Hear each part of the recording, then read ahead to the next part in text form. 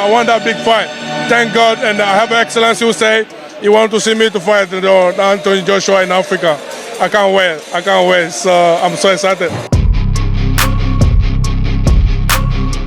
A major heavyweight showdown could be on the horizon for October this year in Kinshasa, Democratic Republic of Congo, as Martin Bakole and Anthony Joshua are rumored to be on a collision course. Bakole's trainer Billy Nelson expressed his enthusiasm for the potential fight, calling it an absolutely phenomenal fight for the continent of Africa. Meanwhile, Bakole's promoter Ben Shalom took it a step further, confidently telling TalkSport that the fight is done. If true, this would mark a significant event in the heavyweight division. I'm hearing he's signed and we're off to the Congo. However, several hurdles remain. Bakole is set to face Efa Jagba in May in a final eliminator for the IBF heavyweight title, a fight that is confirmed and unavoidable. Should he emerge victorious, Bakole would secure a mandatory shot at the IBF belt currently held by Daniel Dubois. Logically, this could lead to a matchup with the winner of the upcoming Dubois vs. Parker fight. Shalom remains adamant that the Bakole-Joshua fight is set to happen, raising questions about whether negotiations have already progressed behind the scenes. Bakole has been vocal in his desire to fight Joshua, boldly declaring that he would knock Joshua out cold if given the opportunity. While a clash between the two would not be for a world title, it would be a blockbuster event with massive financial implications and global media attention. Fighting on such a historic stage would add further prestige to the encounter, making it one of the biggest fights outside of the title picture in recent years. However, promoter Eddie Hearn has categorically denied reports that Joshua will face either Bakole or Deontay Wilder next. Hearn stated that he has not had one conversation about Joshua fighting Bakole, implying that such a matchup is far from materializing.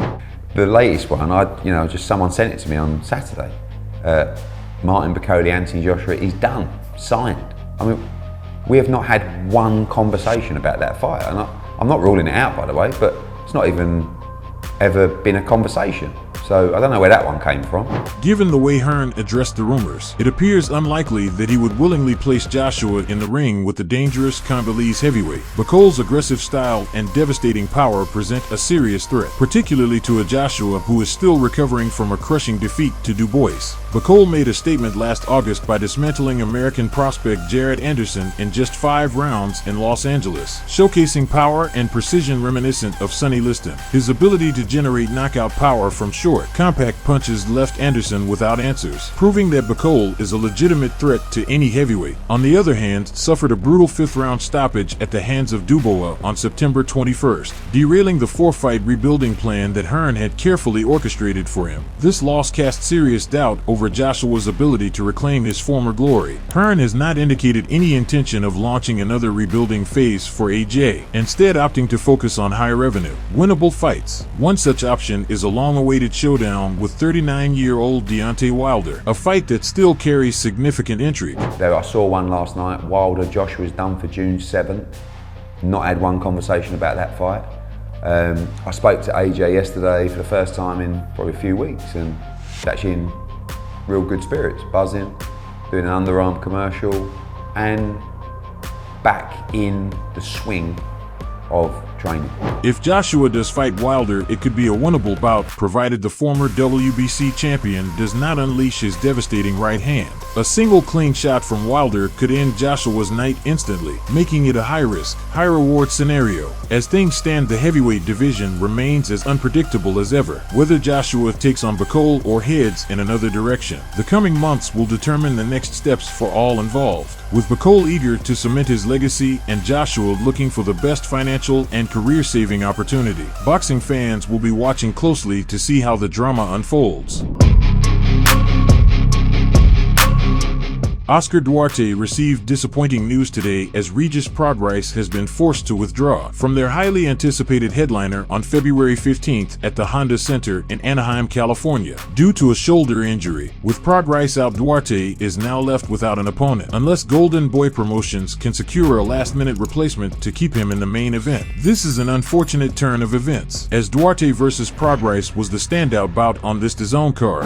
The co-main event currently features super middleweight prospect Darius Fulghum taking on Winfred Harris. If Golden Boy is unable to find a suitable replacement for Duarte, they might consider elevating Fulghum versus Harris to the main event slot, though that would be a significant downgrade in terms of star power and fan interest. According to the ring, former two-time light welterweight champion Prograis sustained the injury during training camp. At 36 years old, it's not entirely surprising that he's dealing with physical setbacks, especially given the wear and tear of his last few fights. Prograis has struggled lately, losing his last two bouts and failing to secure a decisive victory since his controversial split decision win over Danielito Zorrilla on June 2023, a fight that many believe he actually lost. For Golden Boy Promotions, this fight was supposed to be a key showcase for Duarte, giving him a chance to secure his third consecutive victory and move closer to a title shot. Given the risks associated with older fighters headlining events, promoters should always have contingency plans in place. Injuries like this aren't uncommon, and without a backup opponent ready, the entire card now faces uncertainty. Considering Prograis' declining form in recent outings, Golden Boy shouldn't struggle to find a comparable replacement. However, the real challenge lies in Duarte's preparation. Whoever steps in will present a different style and approach, leaving the Mexican fighter with little time to adjust. The last thing Oscar de la Hoya and his team want is for Duarte to take another unexpected loss, especially after all the effort put into rebuilding his career following his 8th-round knockout defeat to Ryan Garcia in December 2023. Since then, the 29-year-old has bounced back impressively, securing wins over former world champion Joseph Diaz and the tough Botirzhon Akhmedov. One intriguing option for a replacement could be Ernesto Mercado, a fast-rising and dangerous contender in the division. However, it's unlikely that Golden Boy would take that risk. Mercado might be too good of an opponent at this stage of Duarte's comeback.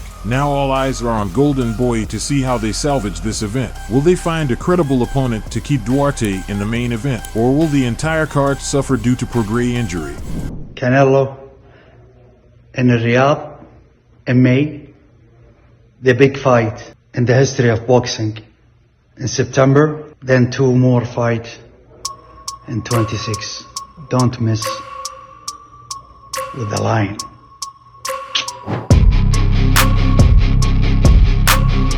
Turki Al-Sheikh has unveiled a new 4-fight deal for Canelo Alvarez, extending into 2026 and notably excluding any bout with influencer-turned-boxer Jake Paul. The much-rumored fight is officially off before it was ever formally announced. According to Turki, Canelo's next fight is set for May in Riyadh and is being billed as the biggest fight in the history of boxing. However, no opponent has been disclosed, and despite speculation, it is unlikely to be David Benavidez, who emerged from his recent clash with David Morrell visibly battered. The ring has confirmed that a Canelo versus Jake Paul fight is no longer on the table for May, a decision that has largely pleased fans who viewed the matchup as a complete mismatch. Instead, somewhere within this 4-fight deal, a potential showdown with Benavidez still looms, as this is the fight US fans have been clamoring for the most. The key hurdle remains the weight difference. Benavidez rehydrated to 196 pounds after his fight with Morrell. A catchweight agreement and a 10-pound rehydration clause could make the fight feasible, though Canelo would still be giving up a significant size advantage. However, given the financial incentives, it remains a possibility.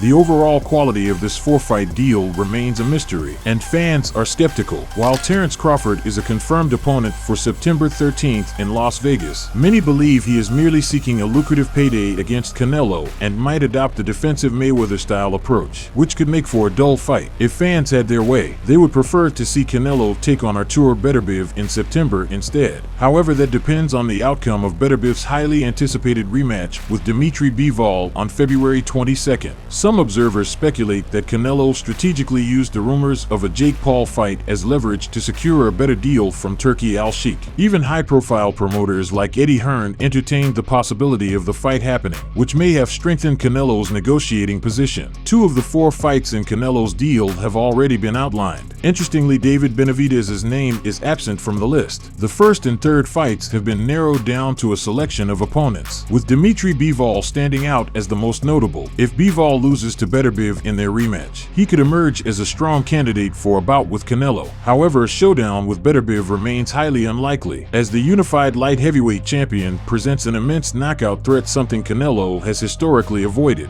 Bivol, on the other hand, lacks knockout power and prefers to fight on the back foot, making him a more appealing option for Canelo. According to ESPN's Mike Coppinger, Canelo's first fight under the deal, scheduled for May 4th in Riyadh, is expected to be against either Jermall Charlo or Bruno Suarez. While Charlo has experience and name recognition, his lack of activity in recent years could be a significant drawback. Suarez, though less known, presents a different challenge stylistically. Coppinger further reports that the second fight in this 4-bout contract is confirmed for September 13th in Las Vegas, where Canelo will face Terence Crawford. This matchup has drawn mixed reactions from fans, as Crawford's defensive and tactical style could make for a less exciting bout. As for the third fight, expected to take place in February 2026 in Riyadh, Coppinger suggests 3 possible opponents: Dimitri Bivol, Hamza Shiraz, or Chris Eubank Jr. Bivol is the most recognizable name in this group, but his inclusion may depend on his performance in the upcoming rematch against Artur Beterbiev.